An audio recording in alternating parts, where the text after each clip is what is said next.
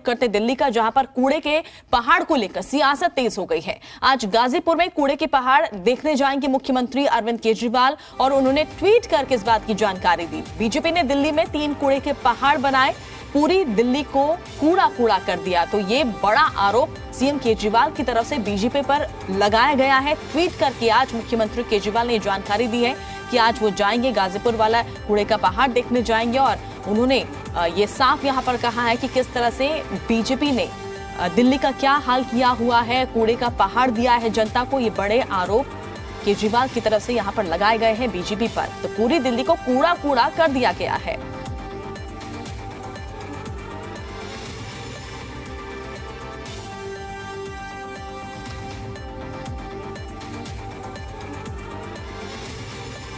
और ज्यादा जानकारी के लिए हमारे साथ जी मीडिया संवाददाता दिल्ली से तरुण कुमार जुड़ रहे हैं और साथ ही बलराम पांडे भी हमारे साथ जुड़ रहे हैं। तरुण, सबसे पहले आपसे जानना चाहेंगे, आम आदमी पार्टी की बात एक मुद्दा यहां पर आ गया है एमसीडी चुनाव से पहले। देखिए किस तरह से एमसीडी चुनाव से पहले आम आदमी पार्टी इस मुद्दे को अच्छी तरह से बुनाना चाहती है ताकि जो फायदा आम आदमी पार्टी को मिल सकता है।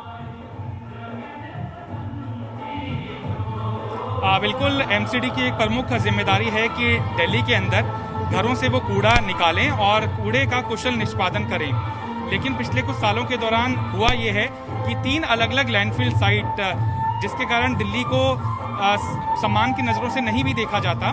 सीमा के अंदर दाखिल होते हैं तो अगर आप उत्तर प्रदेश से आ रहे हैं तो गाजीपुर लैंडफिल साइट आपको देखने के लिए मिलती है, जहां पर मैं इस समय खड़ा हूं। अगर आप हरियाणा की सीमा से अंदर आते हैं तो आपको बलसवा लैंडफिल साइट देखने के लिए मिलती है। और अगर आप ओखला की तरफ से आ रहे हैं दिल्ली के अंदर हरियाणा की तरफ से, तो आपको ओखला लैंडफिल साइट देखने के लिए मिलती है। मैं अपने वीडियो जर्नलिस्ट को कहूँगा कि इस समय गाजीपुर लैंडफिल साइट की वो हाइट दिखाएं। बताया जा रहा है कि ये अभी भी 62 से 63 मीटर की ऊंचाई पर है। और एक समय ऐसा था कि कुतुब मीनार की ऊंचाई और गाजीपुर लैंडफिल साइट की ऊंचाई के अंदर एक तरह से मुकाबला चल रहा था कि कौन कितनी ऊंची है। और उसके बाद से तरह तरह के प्रयास एमसीडी की तरफ से भी, यहाँ के जो स्थानीय सांसद हैं बीजेपी के गौतम गंभीर की तरफ से भी किए गए, लेकिन बहुत ज़्यादा ऊंचाई के अंदर फर्क देखने के लिए नहीं मिला। और अब चूंकि दिल्ली के अंदर किसी भी वक्त चुनाव डिक्लेयर हो सकते हैं और इन लैंडफिल साइट का जिक्र ना हो, ऐसा नहीं हो सकता है।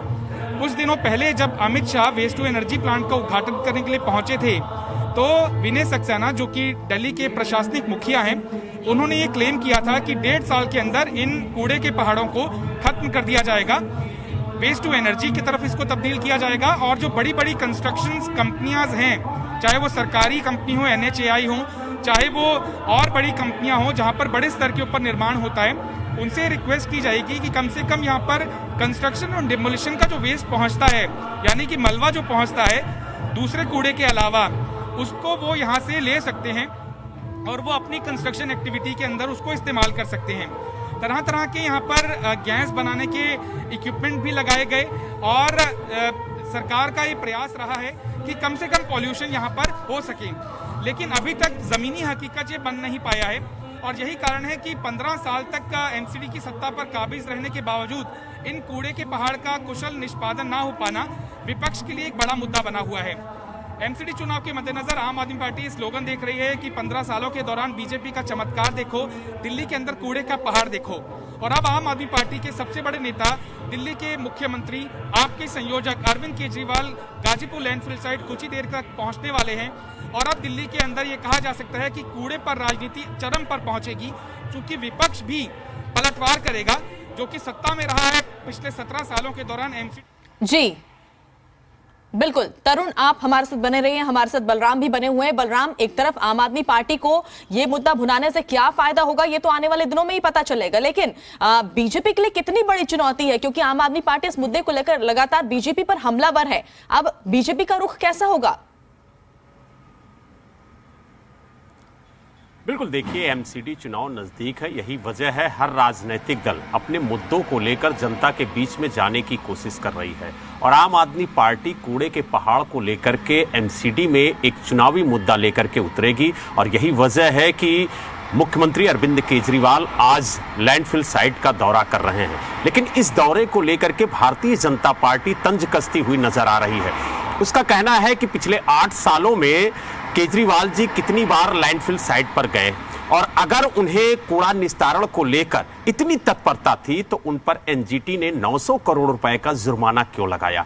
इसके अलावा उन्होंने कहा कि जिस तरीके से एमसीडी के विकास कार्यों को रोकने के लिए उसका पैसा दिल्ली सरकार ने रोका, उसे वक्त पर पैसा नहीं दिया, जिसकी वजह से दिल्ली में पूरी तरह से विकास कार्य नहीं हो पाया। यही वजह है कि जो देश के गृह मंत्री हैं अमित शाह, उन्होंने भी जब एनर्जी प्लांट का उद्घाटन किया था तो उन्होंने कहा था कि केजरीवाल सरकार ने जिस तरह से एमसीडी के विकास कार्यों को रोका है, उसको लेकर के भारतीय जनता पार्टी दिल्ली के घर घर जाकर के बताएगी कि किस तरह से दिल्ली सरकार ने एमसीडी के विकास कार्यों को रोका है और किस तरह से पैसा रोककर एमसीडी में बीजेपी को बदनाम करने की कोशिश की है। तो कुल मिलाकर यह कहा जा सकता है कि जैसे जैसे एमसीडी का चुनाव नजदीक आ रहा है, वैसे वैसे राजनीतिक घमासान दिल्ली में देखने को मिल रहा है।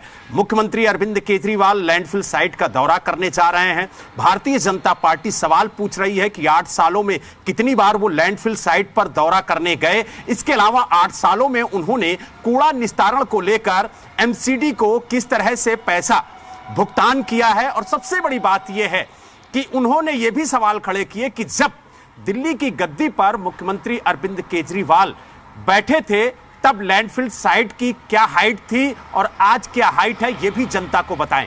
उन्होंने यह भी सवाल खड़ा किया कि आखिरकार उन्होंने वादा किया था कि यमुना का पानी स्वच्छ होगा और दिल्ली वासियों को यमुना का पानी स्वच्छ पीने के लिए मिलेगा, उस वादे का क्या हुआ? एक के बाद एक भारतीय जनता पार्टी ने वादे गिनाए और उन वादों पर आरोप लगाते हुए कई हमलावर सवाल भी किए और कहा कि अगर लैंडफिल साइट का दौरा कर रहे हैं तो कम से कम अरविंद केजरीवाल दिल्ली वासियों को यह जरूर बताएं कि जब वो दिल्ली की गद्दी पर विराजमान हुए थे तब लैंडफिल साइट की क्या हाइट थी और आज क्या हाइट है। एमसीडी लगातार प्रयासरत रही है कि दिल्ली को स्वच्छ किया जाए, लेकिन कहीं ना कहीं दिल्ली सरकार ने जिस तरीके से इस कार्य में अवरोध पैदा किया है, उसको लेकर एनजीटी ने 900 करोड़ रुपए का जुर्माना भी लगाया और बार बार एमसीडी गुहार लगाती रही कि इस वक्त पर हमें पैसा दीजिए ताकि दिल्ली का विकास किया जा सके।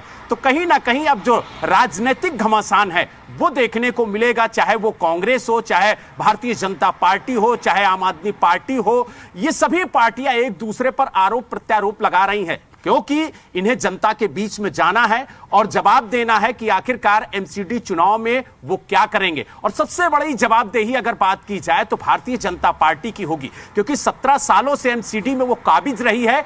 ऐसे में जनता को उसे बताना होगा कि उसने कूड़ा निस्तारण को लेकर के किस तरीके से कार्रवाई की है और अगर कूड़ा निस्तारण में उसे सफलता नहीं मिली है तो उसके पीछे की वजह क्या है।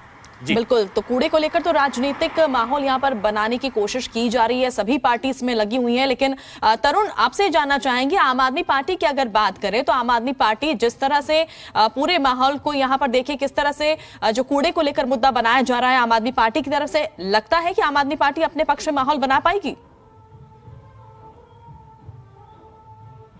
देखिए, आम आदमी पार्टी के पास ये एक सबसे बड़ा मुद्दा इसलिए भी है क्योंकि एमसीडी की प्रमुख जिम्मेदारी है।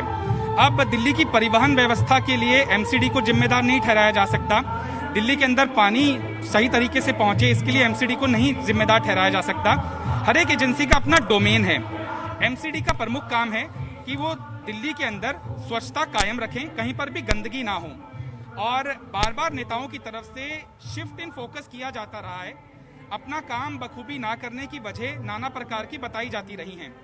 जब दिल्ली के अंदर शीला सरकार थी तब इस तरह से टसल देखने के लिए नहीं मिलता था कि आर्थिक कोई कमी के चलते एमसीडी ये आरोप लगाती थी कि शीला सरकार उनको कंट्रीब्यूट नहीं कर रही है फाइनेंशियली।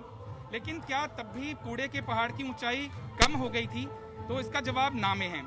लिहाजा एमसीडी के अंदर सत्तारूढ़ बीजेपी एक नैरेटिव शिफ्ट करने की कोशिश जरूर करेगी ताकि जनता के बीच में अपना मुंह छिपाया जा सके और जिम्मेदारी से भागा जा सके।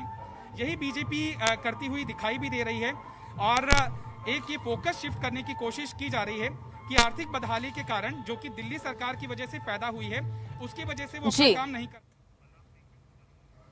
चलिए।